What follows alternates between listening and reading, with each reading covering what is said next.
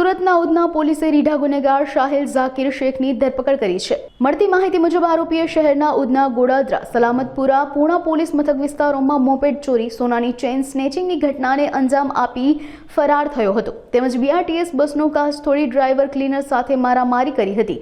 ઉધના પોલીસે બાતમીના આધારે આરોપી શાહિલ ઝાકીર શેખને પકડી પાડી રૂપિયા 2 લાખથી વધુનો મુદ્દામાલ કબજે કરી આગળની કાર્યવાહી હાથ ધરી છે।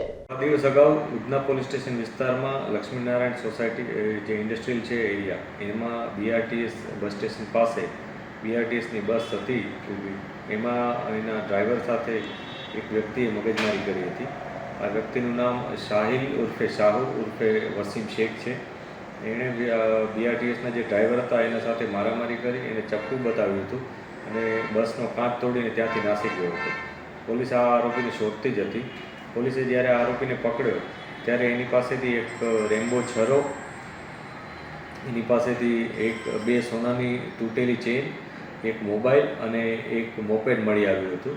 પોલીસે આ બાબતે વધુ ઊંડાણપૂર્વક તપાસ કરતાં ખ્યાલ આવ્યો હતો કે આ તમામ વસ્તુઓ એની ચોરીની છે, કે જેમાં એણે મોબાઈલ છે અને એક સોનાની ચેઇન એ ગોડાદરા પોલીસ સ્ટેશન વિસ્તારમાંથી ચોરી હતી, જે ત્યાં બંને આ ગુના નોંધાયા હતા। આ બંને ગુના ડિટેક્ટ કરવામાં આવ્યા અને સાથે સાથે પૂણામાંથી એણે મોબાઈલ સ્નેચિંગ કર્યું હતું, એ પણ મળી આવ્યું છે। એક મોપેડ હતી એ પણ ગોડાદરાથી એણે ચોર્યું હતું, એ પણ મળી આવ્યું છે। આવી રીતના કુલ 4 ગુના ડિટેક્ટ કરવામાં આવે છે। આ ઉપરાંત એક વધારાની જે સોનાની ચેઇન હતી એ આરોપી કબૂલ કરે છે કે એણે HTC market Salamatpura police station વિસ્તારમાં કોઈ જગ્યાએથી ચેઇન સ્નેચિંગ કર્યું હતું। પોલીસ અત્યારે જે ફરિયાદી છે એની તપાસ કરી રહી છે। જ્યારે ફરિયાદી મળી જશે ત્યારે એની આગળની ફરિયાદ લઈ અને અમે કાર્યવાહી કરીશું।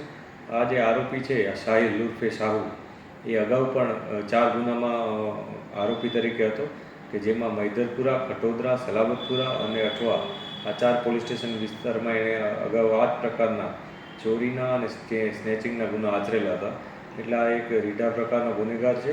એના વિરુદ્ધ જે પણ કાયદેસર કાર્યવાહી કરવાની જરૂર પડશે એ અમે ચોક્કસ કરીશું।